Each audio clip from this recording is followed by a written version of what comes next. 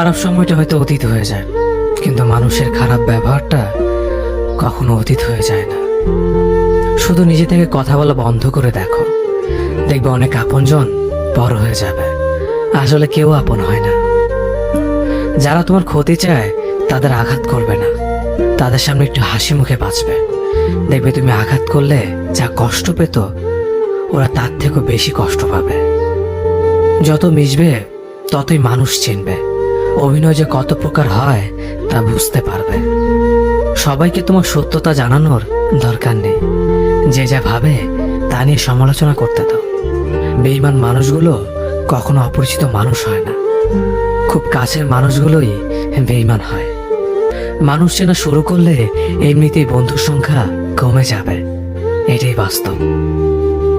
3টি কথা মনে রাখবেন: যে তোমাকে সাহায্য করে তাকে কখনো ভুলে যেও না, যে তোমাকে ভালোবাসে তাকে কখনো ঘৃণা করো না, যে তোমাকে বিশ্বাস করে তাকে কখনো ঠকিও না। ধোঁকা একজনেই দেয়, কিন্তু বিশ্বাস সবার উপর থেকে উঠে যায়।